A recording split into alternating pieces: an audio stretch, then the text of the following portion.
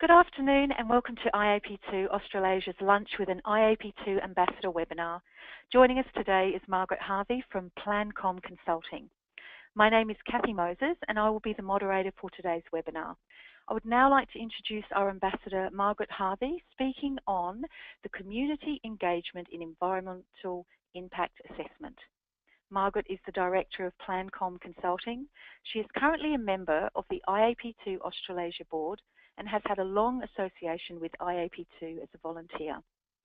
Margaret has been involved with community engagement as part of environmental impact assessment processes for much of her 20-year career in community engagement in Queensland and New South Wales. Thank you, Margaret. Thank you very much. Welcome everyone, and thanks for joining us. Look, the topic that I've chosen, I guess, well, actually, I think somebody from IAP2 actually picked it out from my CV because I have been involved in environmental impact assessment for most of the time that I've been a community engagement person. And about 20 years ago, I started as a consultant, and one of the first jobs that I did was to go out and talk to members of the public about impacts in relation to a particular project. So as you see by that front screen, I'm driven by the fact that it's important for people to have a say about things that impact their lives. Just some of the projects that I've been involved in: rail, road.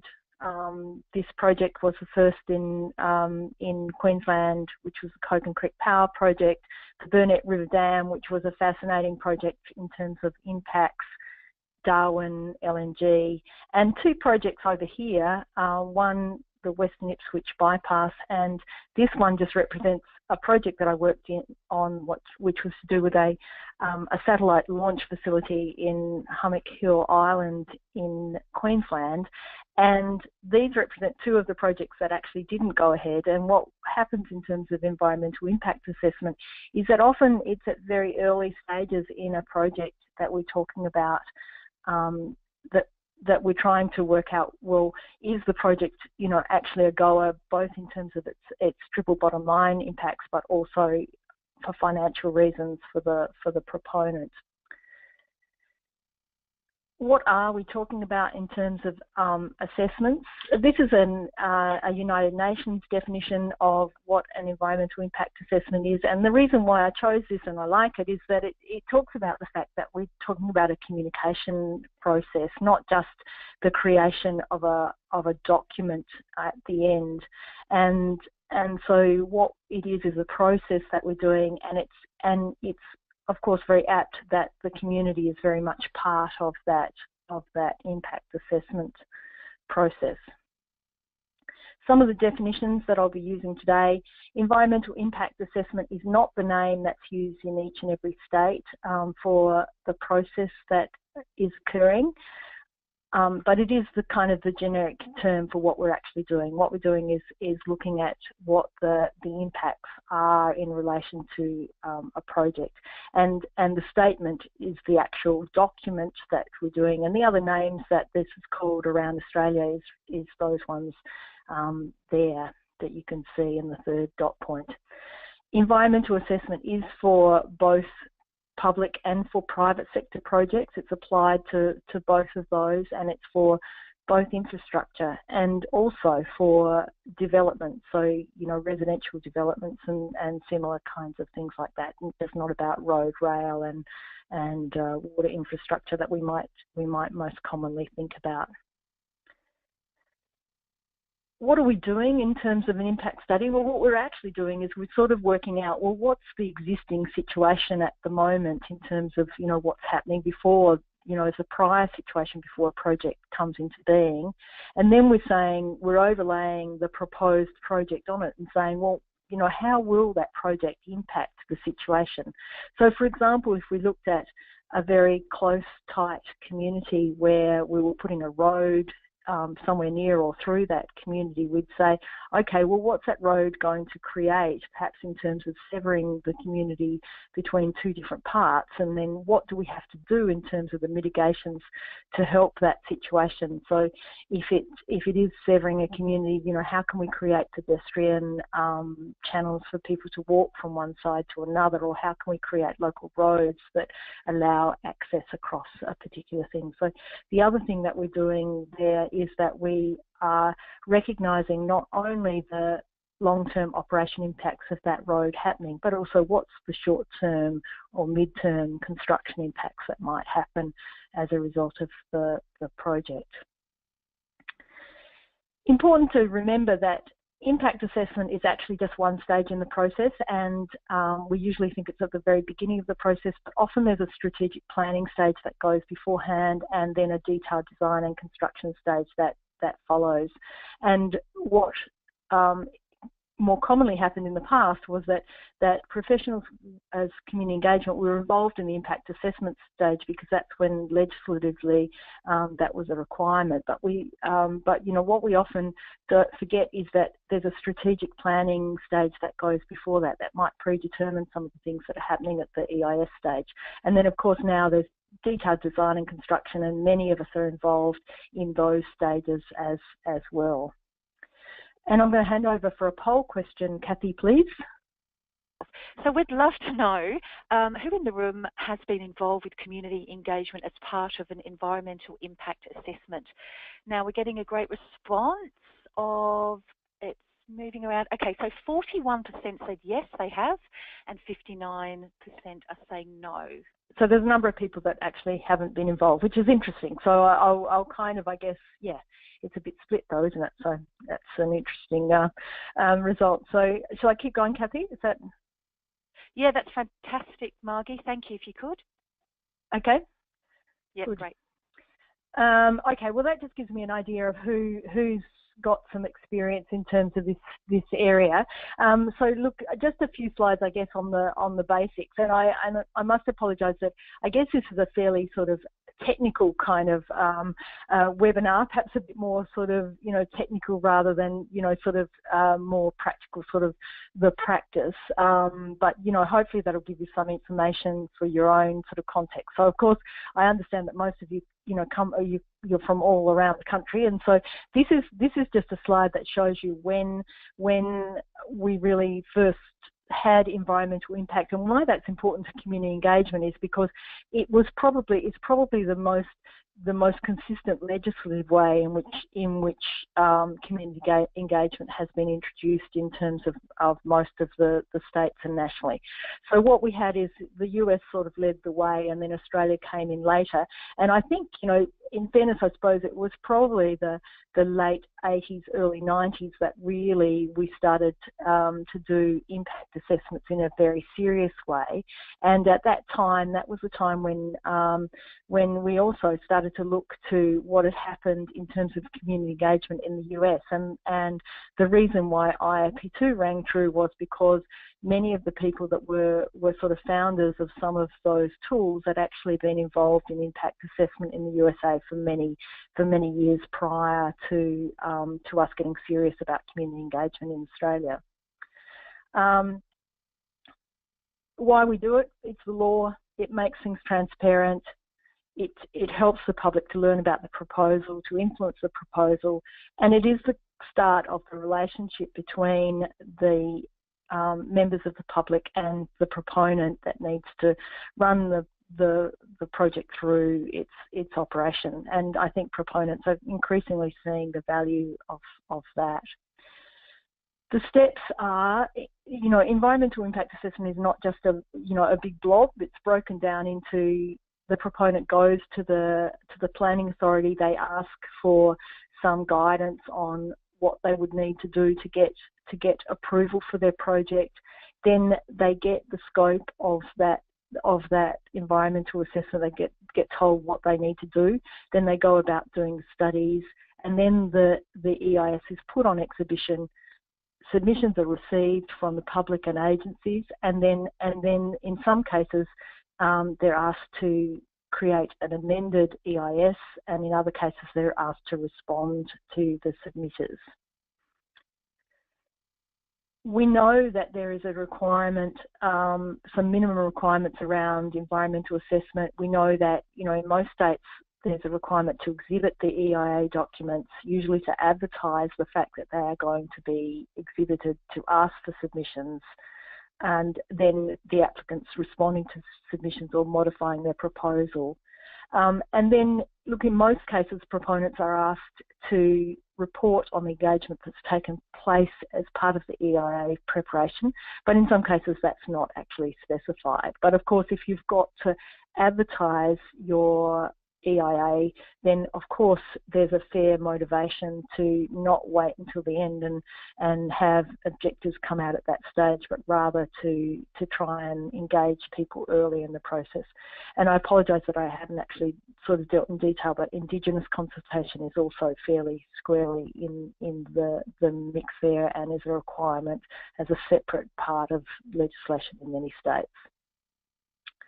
We have the Environmental Protection and Biodiversity Conservation Act, and usually that works side by side with state acts in most of the environmental assessments. But of course, in case of particular heritage impacts or national land, like defence land or similar, then it will just be the federal government act that would be in place there.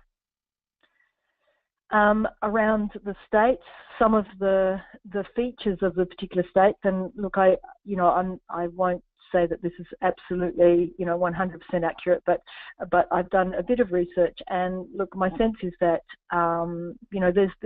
there's some similar things, but there's some differences across the states. And of the states, it seems that Victoria and Western Australia has some very strong features in terms of community engagement through the creation of engagement plans, through early engagement in terms of the scoping of the assessment. South Australia is the only place that specifies a particular technique for the engagement, and that's that they have a mandatory public meeting. Apart from that, there isn't really mandatory sort of techniques as such in any of the states. But anyway, it's interesting to look at how that works, and I guess one of the things that seems to be a feature is that early engagement seems to be part of many of the things. And I guess my sort of academic question in this is, does just by specifying particular things, does that actually drive good engagement and good behaviours? And I'm not convinced that the two are interrelated, but clearly where you've got good information available, such as the case of Victoria that has good website information, then it does help.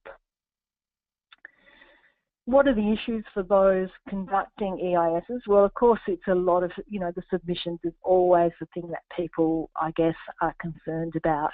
And what I guess those of us in community engagement would argue is that if you do a lot of engagement and you have the conversation all the way through the preparation of the environmental assessment process, then in fact what you'll ideally do is reduce the number of submissions that you have to analyse, because you'll be answering people's questions as they go along, and they won't have to go to look and read a very complex EIS document. So that's of course our argument, and our argument is that will save time and money, and so engagement actually saves time, if you do it early rather than waiting until the end. The other issue is explaining, the complex technical studies. Those of us who've done this stuff for a while, sort of understanding noise studies and the like can be quite difficult. And then also, I guess the other issue is that the time that it takes to actually, effectively engage. And, I think the common thing is, so one of my IAP2 colleagues said, there's nothing more dangerous than a really good idea. And, when we've got essential infrastructure, we're saying, well, this is a no-brainer. We have to have this interconnecting road or this piece of rail infrastructure between this place and that place. Why do we have to go through a kind of an extended process? and of course we do, but you know, there's always this sort of frustration for those that are putting together EISs. The issues for the public, understanding that there's a context to the decision making, that sometimes an EIA process is not just you know, just that process, but in fact there's a whole lot of things that have gone before that make some components of that decision actually not able to be changed at that time. The second issue, and this is one that Peter Sandman talks about a lot, is the independence of the studies. You know, the fact that, you know, it's difficult for people to trust. If you've been paid by the proponent to do the study, it's difficult to trust that that's been done in a completely open and transparent way. The public needs to see that there are changes, that their input has made some kind of difference. And of course, as I've said, the size and complexity of EIA documents makes them very difficult to sometimes comprehend and find the right parts of them. In that last thing, the importance of showing public contribution, how they've contributed. I've just done some screenshots that come from the recent Sydney Metro EIA process. Well, in fact, I think some of these come from the pre-stage. So in the scoping stage, they talked to a lot of people and they actually responded and adjusted the proposal based on that. But the public, of course, wants to know that you know, they're not just wasting their time, that it's having some influence over the project. And the EIA stage is an important part, you know, place to do that. Just some tips, I guess, some practical tips. If you're doing you know, an environmental assessment, and look, I guess, you know, reviewing stuff, I see this all the time, that, you know, sometimes the people you're working with, the project managers or whatever, are so convinced about a project that they start to talk about it as if it's already, you know, coming into being. So when you're writing newsletters and the like, really important in terms of environmental assessment to use proposal language and not to talk in a way as if some things are fait accompli, because of course that will be the first thing that'll get the public's concern, that it's not really a process, because it is a process, it is an environmental assessment, and in theory, you know, a lot should be on the table at that particular point of time.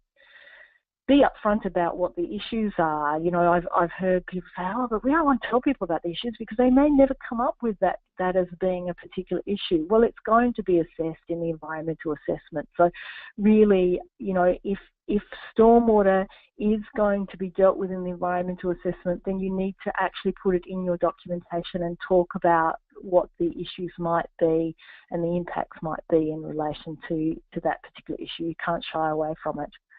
And the final, you know, the other thing is that we just really need to do a lot of work to help the public understand the environmental assessment. And, you know, the worst thing is if we drive people into a situation where they actually have to read a whole chapter or a whole document, then they're going to be pretty committed to writing a very long submission that you have to respond to. So the more we can allow people to understand, the better off that we are.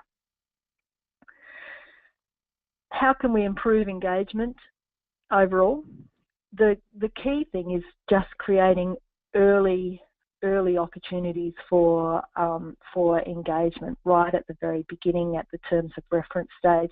And you know, when I showed you the states, I think, you know, I started doing environmental assessment through the Queensland system, and that had a very strong upfront in scoping requirement that the public get involved, and that actually then forces the conversation by the proponent at the very earliest stages. So there is something very, very strong about having early opportunities and requirements around early opportunities for people to participate. People need to know the strategic context. They want to know, you know, why are we building a WestConnex? You know, what is all the parts and all the thinking and all the planning that goes behind the fact that project has to come into being. And of course, we need to strengthen the engagement requirements in the assessment process where we can. And, you know, one of the things clearly is creating engagement plans so that there's some thought about what it is that we're going to do. meeting engagement objectives, and I guess that's that's a sort of an IAP2 sort of training thing, having objectives and having objectives that are linked to spectrum levels and things like that, and maybe specifying techniques. Although I guess I'm not convinced that specifying particular techniques actually leads necessarily to good practice. And finally, we just have to help the community understand the details of the EIA and how they can get access to the parts of the document that they need to, without having to go through every single item in that document. And I've left 5 minutes for questions, which I think is very clever of me, really. Yeah, thanks, Margie. We have a question from Kelly. Can we apply engagement processes for EIAs to social impact assessments and economic impact assessment? So I probably didn't deal with that very adequately, and I flipped over that. But social impact assessment, if you look at this slide here, is actually so there's a social impact study that is part of the EIA preparation, but I suspect that you're talking about other kinds of social and economic impacts that are not necessarily part of EIA. Is that what you're saying? Kelly, are you able to give us a bit more information? Yes, that's what she's doing. She's saying yes, that's what she's saying. Oh, so as part of other kinds of so in other stages. Look, I think the good thing about and the really strong thing about this is that the social impact in the context of environmental assessments, a lot of states have done some work on what they should look like, and it's clear that Queensland is probably the leader in that. So what I would suggest is that you jump onto a website and see some of the guidance in Queensland around social impact as part of EIA, and I think that's a really good place to start. That's great. Margie, that's all the questions we currently have, but if anybody thinks of something that they would like an answer to... Oh, actually, sorry, Debbie has just jumped on and said, really interesting point about letting the community watch us solve problems while we eliminate problems. Any tips for helping us get nervous government stakeholders across the line in letting us use that approach? My experience is a very risk-averse approach. Sorry, okay, eliminate sorry, solutions. She's edited that. Yeah, I just yeah, that's on that one. Look, I think it's and clearly, look, this is one of the Peter Sandman concepts, and I think universally all government departments have a lot of difficulty with that particular one, because I guess they feel like they're going to be criticised by the public if they allow them to sit and, especially I suppose in EIA, what you're doing is really saying, okay, well, why would we not look at that particular option versus that option? And there's clearly a lot of technical and social reasons that go into that, and but we feel like we want to be clever, don't we, when we go out? So look, I don't know how to get around that. Clearly, I would look, Peter Salmon did a lot of work with Department of Planning and others in New South Wales when he was last here, and I have to say, look, I think that's probably made a difference in terms of some of the conversations and what people are saying in government, but I still think there's some nervousness obviously around that area. Right, Margie, I have another question. They're all coming in now, which is fantastic. Peter is saying, can you give us a bit more info re South Australian requirement for a public meeting? Is there legislation requirements re follow-up, and how the government must address concerns that are raised in the public space?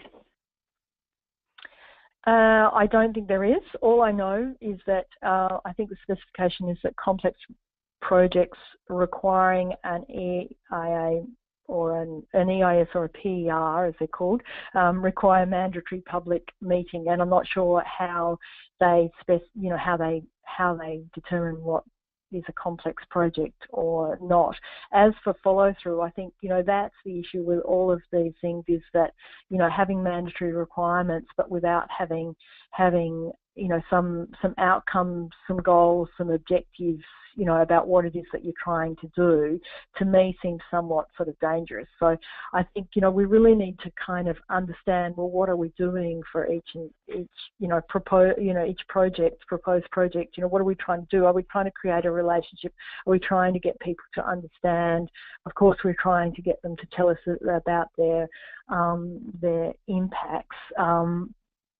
But they are the objectives, not have a public meeting, therefore we've ticked a box. Yeah. Lynn would like to know, do you find your independence and potentially engagement processes questioned by stakeholders depending on who is employing you?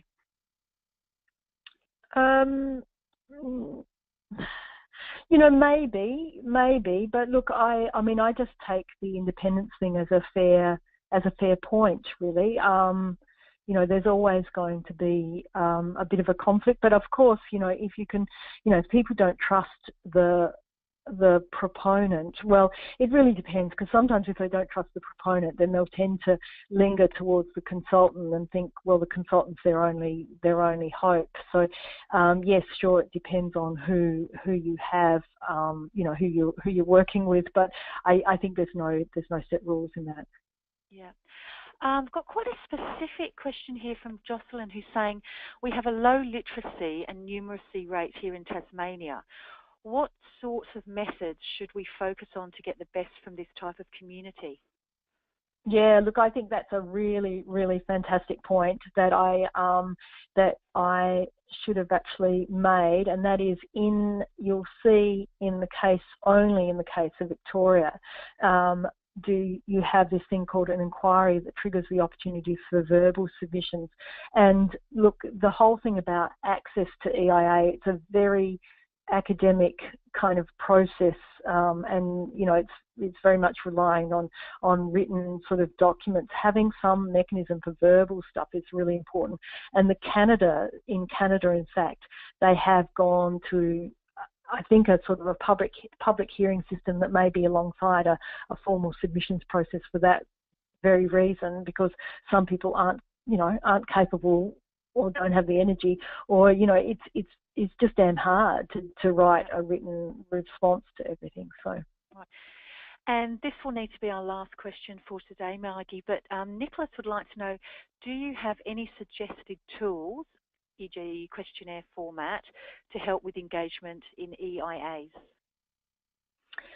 Look, I think it's with it's back to the IAP2 message. Of course, I'm an IAP2 trainer, and of course the message is always, you have to first of all work out what it is that you're trying to achieve and what your objectives are, and so your tools are only determined once you work that out. So I don't think we can say there's certain tools that are useful. Certain tools will be useful for the situation, for what you're trying to achieve, for the audience, for the group that you're working with.